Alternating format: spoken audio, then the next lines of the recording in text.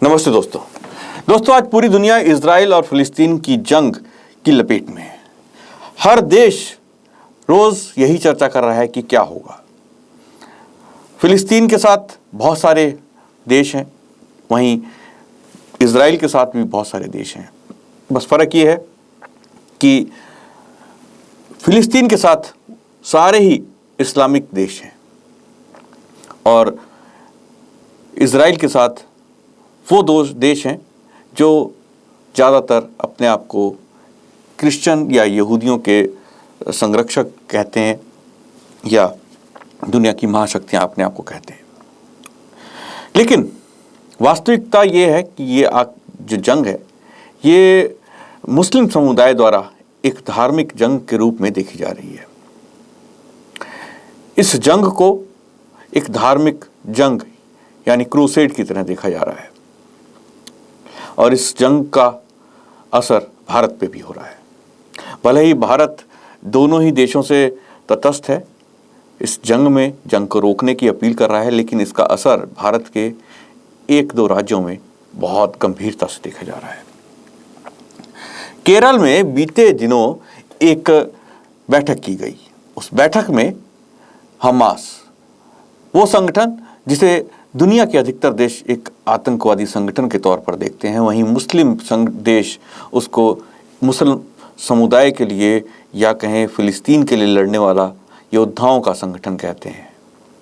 वो उसे एक ऐसे संगठन के रूप में देखते हैं जो इस्लाम के लिए काम कर रहा है, यानी वो कुछ गलत नहीं कर रहा। उस हमास के एक नेता द्वारा केरल में एक बैठक की गई। वर्चुअली उसने उस बैठक को संबोधित किया और अपने विचार केरल के युवाओं को दिए, लोगों को दिए। अब एक ऐसा संगठन जिसे दुनिया भर में आतंकवादी संगठन कहा जाता है, उसका नेता भारत में वर्चुअल तरीके से संबोधन करता है, तो ये एक गंभीर रूप है। इसी सब पे चर्चा के लिए आज हमारे साथ मौजूद हैं जाने माने समाजशास्त्री और विधि विशेषज्ञ एडवोकेट श्री नरेंद्र आहूजा जी। आहूजा जी, आपका बहुत बहुत स्वागत है हमारे इस कार्यक्रम में। आहूजा जी, जिस प्रकार से पूरी दुनिया में आज फिलिस्तीन और इजराइल को लेकर चर्चाएं चल रही हैं, उसके अंदर भारत भले ही एक अलग रुख अपना के बैठा है, लेकिन केरल राज्य में जो एक बैठक की गई, वहाँ पर हमास के एक नेता द्वारा वर्चुअली उसको संबोधित किया गया, अपने विचार रखे गए। भारत में रहने वाले मुसलमानों को उसने बताया अपनी जो भी चीज़ें हमास के बारे में अपना रुख बताया।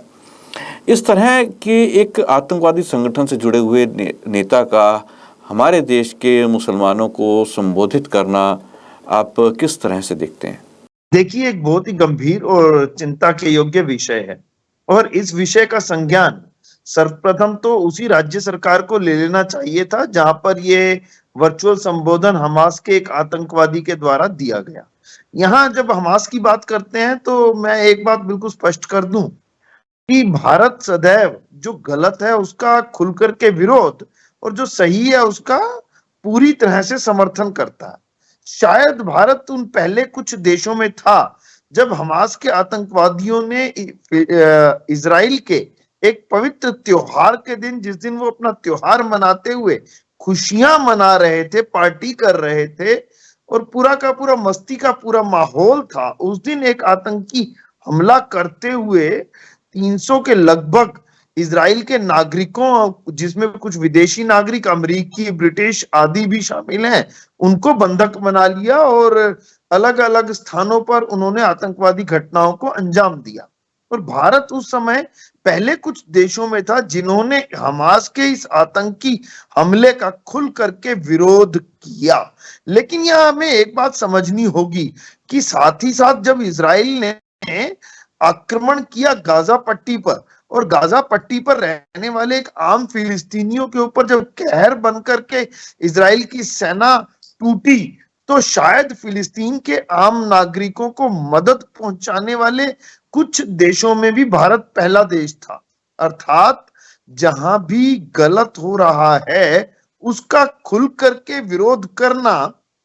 और अपनी स्वतंत्र विदेश नीति को बड़े स्पष्ट रूप से, जोरदार ढंग से पूरे विश्व के अंदर साफ साफ रखना, जहां इजराइल पर आतंकवादी संगठन हमास के हमले की निंदा करना और वहीं साथ ही साथ एक आम फिलिस्तीनी नागरिक गाजा पट्टी में यदि परेशानियां झेल रहा है तो आवश्यकता पड़ने पर उसे मदद पहुंचाना ये भारत की नीति रही है। लेकिन चूंकि हमास आम फिलिस्तीनी नागरिक का केवल एक आतंकवादी संगठन है और हमास को उस आतंकवादी संगठन के रूप में ही देखा जाना चाहिए और हमास फिलिस्तीन के आम नागरिक को गाजा पट्टी में अपनी ढाल बना करके इजराइल की फौजों को आक्रमण करने से और उनके ठिकानों को ध्वस्त करने से रोकने का प्रयास कर रहा है। हमास ने वहां गहरी सुरंगें बनाई हुई हैं और जो पाइपलाइन डाली गई थी, चाहे वो गैस के लिए हो, चाहे वो पानी की पाइपलाइन हो, उन्हीं पाइपलाइनों को काट काट करके रॉकेट बनाना और रॉकेट बना करके इजराइल पर हमले करने का प्रयास करना, तो उसकी तो जितनी निंदा की जाए कम है। अब हम विषय पर आते हैं कि केरल में हमास के एक आतंकवादी द्वारा वर्चुअल संबोधन कर देना, तो ये निश्चित रूप से कानून व्यवस्था का मामला होने के कारण मैं कहूंगा कि राज्य सरकार का या तो प्रश्रय है या फिर राज्य सरकार का ये पूरी तरह से फेलियर है। इसका संज्ञान केंद्र सरकार की जो एनआईए है उसको लेना चाहिए या राय या अन्य इंटेलिजेंस एजेंसियों को इसका संज्ञान लेते हुए जो स्थानीय ऑर्गेनाइजर्स हैं जिन्होंने इस सभा का आयोजन किया, जिसे हमास के आतंकवादी ने संबोधित किया और अपने मुस्लिम भाइयों को पूरे विश्व में एक तरह से आह्वान किया कि आप वह सभी कार्रवाई करते हुए एक उदाहरण सेट करना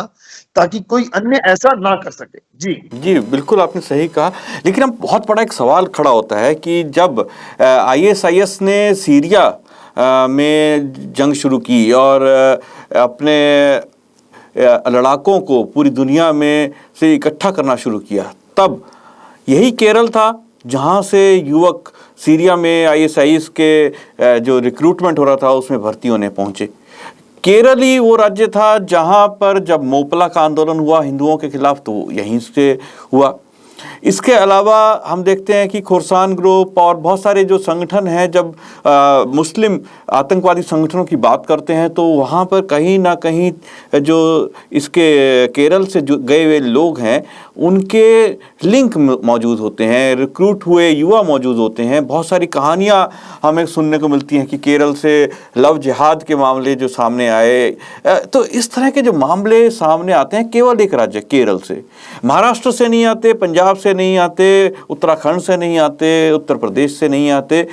हल्के स्तर के कुछ मामले आते हैं, संपर्क करने के, कुछ उनके पैरोकारों के पकड़े जाने की बातें आती हैं, लेकिन सीधे इस तरह के संगठनों में जाके रिक्रूट होना, वहाँ पर जाके लड़ना, इस्लाम के नाम पर जंग करना, ये एक केरल में काफ़ी लंबे समय से आता है। आहूजा जी, जैसा कि मेरे को याद पड़ता है कि मोपला आंदोलन भी जब हुआ तब भी वो उसमें भी एक खिलाफत के खलीफा के बारे में जंग थी। अब जो सीरिया में था उसमें भी खलीफा को लेकर जंग थी, वहाँ भी खलीफा बनाया जाना था। इसी प्रकार से अब जो ये जंग हो रही है फिलिस्तीन भी अपने आप को एक तरह से इस्लाम की जगह पर कब्जा करना चाह रहा है, इस्लाम के लिए लड़ाई करने वाले अपने आप को बता रहा है। तो कहीं ना कहीं हर आतंकी संगठन जो विदेशों में एक बड़े ही स्तर पर काम कर रहे हैं, बड़े नामी जो संगठन है आतंकी संगठन, उनका लिंक केरल से क्यों निकल जाता है? इस तरह की विचारधारा केरल में क्यों मौजूद है? देखिए, आपको यदि याद पड़ता हो तो शायद आपके साथ ही वो हमने कार्यक्रम किया था जब पीएफआई को प्रतिबंधित किया गया था और पीएफआई का केरला में कितना बड़ा आधार था, उस पर एक विस्तृत चर्चा ऐसे ही इसी कार्यक्रम में की गई थी। मैं चाहूंगा कि उसका लिंक आज के जो ये कार्यक्रम हम कर रहे हैं उसके नीचे आप उस वीडियो का लिंक जरूर दे देंगे ताकि दर्शक उसको देख सकें और उनको पूरी बात पुरानी याद आ जाए और ताकि उसको लिंक करके वो समझ सकें। एक दूसरा, केरल शायद मेरे देश का एकमात्र ऐसा इकलौता राज्य बचा है जब यह कम्युनिज्म, जो कि धर्म को अफीम मानता है और खासतौर पर सनातन धर्म का तो विरोधी रहा है, पूरे विश्व में जब अपनी प्रासंगिकता खो रहा है, लेकिन केरल के मामले में एकमात्र दुर्ग यदि कोई कम्युनिस्ट पार्टियों का बचा है तो वह केरल ही बचा है। दो, तीसरा, शायद धर्मांतरण के जितने अधिक मामले केरल में आ रहे हैं वह मामले और किसी अन्य प्रदेश में हमें दिखाई नहीं देते हैं। तीन, चौथा, केरल से ही शायद सबसे अधिक युवा धन कमाने के लालच में या लड़कियां नर्स बनने के लिए मिडल ईस्ट में गई हुई हैं और वहां जाकर के काम कर रही हैं। पांचवा, आईएसआईएस में जैसा कि आपने कहा था कि केरल से ही कुछ युवा जाकर के वहां भर्ती हो गए थे और सबसे पहले केरल का ही युवा उनकी तरफ आकर्षित हुआ। तो मैं एक ही बात कहूंगा कि जब नया नया कोई बनता है ना तो वो ज्यादा जोर से पुकारता है, तो वही कुछ ज्यादा दिखाई दे रहा है खुद को सिद्ध करने की कि धर्मांतरण के बाद वो सही मायनों में बन गए हैं, तो ऐसा सिद्ध करने का वो प्रयास कर रहे हैं, इसलिए ऐसे मामले केरल में कुछ ज्यादा आ रहे हैं। लेकिन ऐसा संवेदनशील हो जाना कि राष्ट्रीय सुरक्षा के मामले में भी ऐसी बातें करना और एक आतंकवादियों को एक सार्वजनिक सभा को वर्चुअली एड्रेस करने की अनुमति देना, उस सार्वजनिक सभा का आयोजन करना, वहां लोगों को इकट्ठा करना, ये निश्चित रूप से निंदनीय है और साथ ही साथ एक बड़ी कार्रवाई की जाने की अपेक्षा भी चाहता है कि इनके विरुद्ध कोई एक कड़ी और बड़ी कार्रवाई की जाए ताकि मेरे देश में इस तरह से आतंकवादियों का खुलेआम पोषण कोई ना कर सके। ऐसा हमें निश्चित रूप से भारत सरकार से हम अपेक्षा करते हैं और खास तौर पर जब भारत सरकार में सलाहकार के पद पर अजीत डोभाल जैसे व्यक्तित्व जो कि बहुत ही सख्ती के कारण प्रसिद्ध हैं और जो स्वयं भी कार्य कर चुके हैं इस प्रकार के, तो उनके होते हुए हम चाहते हैं कि केरल में इस मामले की जल्दी से जल्दी एनआईए इसे दर्ज करते हुए मामले को और इसकी जांच करते हुए दोषियों के विरुद्ध कार्रवाई करे। जी अमित। आहूजा जी, इसमें अब आपसे जानना चाहूंगा, आपको क्या, आप इसमें क्या कहेंगे कि दुनिया में अभी दो हिस्से में दुनिया बट रही है धीरे धीरे। भारत में हिंदुओं की संख्या अधिक है इसलिए भारत को हम अलग कर देते हैं, नेपाल को अलग कर देते हैं, लेकिन अभी ये जो जंग हो गई है एक तरह से क्रूसेड यानी धार्मिक जंग में बदलती नज़र आ रही है, तो आपको क्या लगता है कि क्या ये जंग अभी दुनिया में और फैलेगी और इसके रंग देखने को मिलेंगे, क्योंकि ये धर्म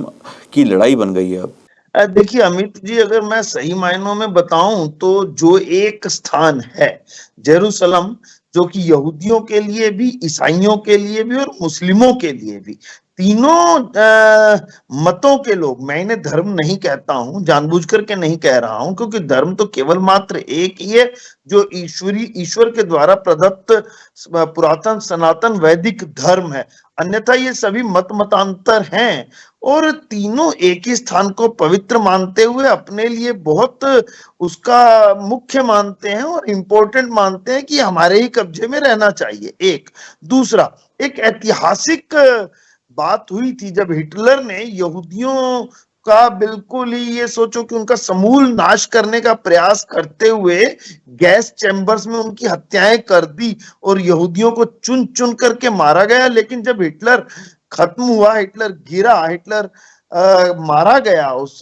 विश्व युद्ध के अंदर, तो उसके बाद यूएन ने ब्रिटेन की जिम्मेवारी लगाई कि आप यहूदियों को किसी एक स्थान पर सेट करते हैं और उनके लिए एक देश दिया जाए। तब जाकर के यहूदियों को ये इजराइल नाम का एक स्थान मिला। लेकिन इस स्थान के जो मूल निवासी थे, जिसे हम पहले फिलिस्तीन कहते थे, तो उस फिलिस्तीन के मूल निवासी जो मुस्लिम है वो वहां से जाने के लिए तैयार नहीं है। तो मैं एक बात और कहूंगा जो कि चिंता के और चिंतन के योग्य है कि अंग्रेज जहां जहां भी गए उन्होंने शासन करने के लिए फूट डालो राज्य करो की नीति को अपनाया। वो हमारे लिए, जैसे भारत और पाकिस्तान के बीच में कश्मीर की समस्या को सदा सर्वदा के लिए इतना बड़ा बना करके छोड़ गए कि कश्मीर मेरे देश का सिर होते हुए भी शायद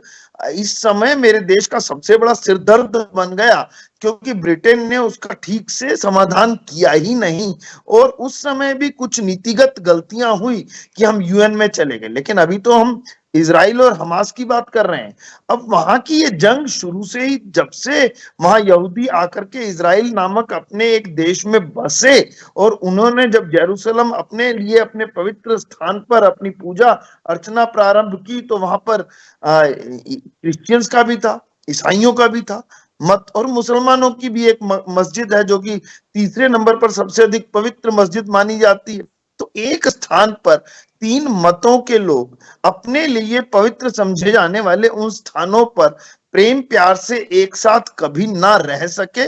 ना आगे रहे। उन्होंने एक दूसरे के साथ वही झगड़ा किया और वही झगड़े की जड़ अब तक बढ़ता बढ़ता आगे बढ़ता चला जा रहा है। लेकिन एक बात बतला दूं कि ये जो कट्टरपंथी संगठन हमास है, जिसे एक इस्लामिक देश पूरी तरह से समर्थन दे रहे हैं, तो एक बात तय रूप से समझ में आती है कि हमास नाम का भस्मासुर वो अपने लिए ही पैदा कर रहे हैं, क्योंकि आईएस भी अंततः भस्मासुर इन्हीं इस्लामिक कंट्रीज के लिए ही बन गया था। यानी कि आतंकवादी कभी भी कोई बुरे या अच्छे आतंकवादी नहीं होते। पाकिस्तान जो हमेशा सोचता था कि आतंकवादी जो भारत पर हमला करते हैं वो अच्छे आतंकवादी हैं, आज वही आतंकवादी पाकिस्तान में चुन चुन करके राजनेताओं को मार रहे हैं या अन्य आतंकवादियों को मार रहे हैं। तालिबान जिसने अफगानिस्तान पर कब्जा कर लिया और आम अफगानी का वहां पर जीना दूभर हो गया। इसी तरह से ये जो आतंकवादी संगठन जिनका पोषण ये इस्लामिक कंट्रीज कर रही हैं, मुस्लिम देश कर रहे हैं, तो ये अपने लिए भस्मासुर को ही पैदा कर रहे हैं और अंततः ये इन्हीं को दुखी करने वाले हैं। ऐसा करने से बचना चाहिए और एक लंबे सोच, एक बड़ी सोच, एक व्यापक दृष्टि इस बारे में रखनी चाहिए और सभी पूरे विश्व समुदाय को मिलकर के किसी भी प्रकार का कोई भी आतंकवाद हो उसका विरोध करना चाहिए। ये नहीं कि मेरी सुविधा है, ये आतंकवादी मेरा है, मेरे किसी पड़ोसी देश को तंग करता है तो अच्छा है, और यदि एक आतंकवादी मेरे देश में कुछ आतंकी घटना करता है तो वो बुरा है। आतंकी आतंकी होता है, बुरा और अच्छा नहीं होता, वह सदैव बुरा होता है। तो हम सभी को मिलकर के आतंकवाद का विरोध करना चाहिए। जी अमित जी, आपने सही कहा। और ऐतिहासिक रूप से देखा जाए तो जिस जगह की बात की जा रही है वो जगह सबसे पहले वहाँ पर कहा जाता है कि एक मंदिर हुआ करता था जिसे यहूदी वहाँ पे अपना पवित्र मंदिर मानते हैं, जिसको बाद में कहा जाता है कि जो इस्लाम का उदय हुआ तो वहाँ पर जो है उस जगह से इस्लाम को मानने वाले लोगों का कहना है कि उनके पैगंबर मोहम्मद साहब उस जगह से, उसको पहाड़ी से जन्नत गए, शरीर जन्नत गए और उस दीवार पर उन्होंने अपना जिस जानवर के जरिए वो गए उसे वहाँ बांधा। और वहीं जो जेरूसलम के बारे में ईसाई हैं उनका कहना है कि उस जगह पर वहाँ पर उनके जिनको इष्ट मानते हैं यीशु मसीह, उनका जन्म हुआ। तो तीनों जो मत हैं वो अपने अपने तरह से उसको मानते हैं। और ऐतिहासिक रूप से देखा जाए तो सबसे पहले वहाँ पर जो यहूदी थे, यहूदी वहाँ रहे, उसके बाद उनको वहाँ से भगा दिया गया। तो आक्रमण हुआ, आक्रमण होने के बाद वो पूरे यूरोप में फैल गए क्योंकि वहाँ पर जगह नहीं थी। तो वहाँ एक तरह से ईसाई मत के लोग आ गए। ईसाई के बाद वहाँ पर जो है इस्लाम को मानने वाले आ गए। तो अलग अलग तरह से लंबा समय चलता रहा और लंबे समय तक यहूदी पूरी दुनिया में रहे। और जैसे कि आहूजा जी ने बताया कि द्वितीय विश्व युद्ध के बाद उनको उनकी जगह, क्योंकि वो ही एक ऐसी जगह थी यहूदियों की जो ऐतिहासिक रूप से पुरानी थी और वहाँ से वो संबंध रखते थे, क्योंकि वहाँ पे अभी भी कुछ यहूदी रहते थे। तो उस जगह को कहा गया कि यहूदियों के लिए जगह बनाई जाए इज़राइल के नाम से। और उसके बाद वहाँ पर फ़िलिस्तीन, क्योंकि हिस्सा मुसलमानों का भी था, तो वहाँ पे फ़िलिस्तीन की भी स्थापना की गई। तो इस तरह की चीज़ें की गई। आज उसी जगह को लेकर तीनों जो हैं अपने अपने मतों के लोग वहाँ पर अपने अपने इष्ट की अर्चना करते हैं, पूजा करते हैं, लेकिन आज वहीं जंग जारी है। जिसमें हजारों लोग ऐसे जो जिनका उस चीज़ों से कुछ लेना देना नहीं है, क्योंकि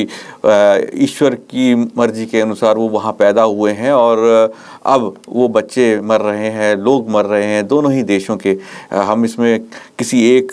समुदाय के लोगों की बात नहीं कर रहे, लेकिन आज जिस प्रकार से आहूजा जी ने कहा कि आतंक कहीं भी हो, कैसे भी हो, गलत ही होता है और इस आतंक का खात्मा होना चाहिए। दूसरी चीज़, आज हमारा जो विषय था कि एक हमास के नेता द्वारा जिस प्रकार से भारत में वर्चुअली संबोधित किया गया भारत में के रहने वाले कुछ युवाओं, मुसलमान युवकों को, तो वो एक बहुत ही खतरे की घंटी है, क्योंकि अब इंटरनेट की दुनिया ने सब दुनिया को एक साथ जोड़ दिया है और कोई दूरियां नहीं रह गई हैं, सब सिमट के रह गया है। आज आप बहुत सारे सोशल मीडिया प्लेटफॉर्म्स के जरिए एक दूसरे के साथ संबंध बना सकते हैं, बात कर सकते हैं। केरल ख़ास तौर पर इस विषय में ज़रूर जांच होनी चाहिए और ये देखा जाना चाहिए आखिर क्या कारण है कि केरल का मुस्लिम युवा जो है वो भारत विरोधी गतिविधियों में या दुनिया में इस तरह की गतिविधियों में जल्दी शामिल हो जाता है। आहूजा जी, आप हमारे साथ जुड़े, आपका बहुत बहुत धन्यवाद। दोस्तों, कल फिर मुलाकात होगी और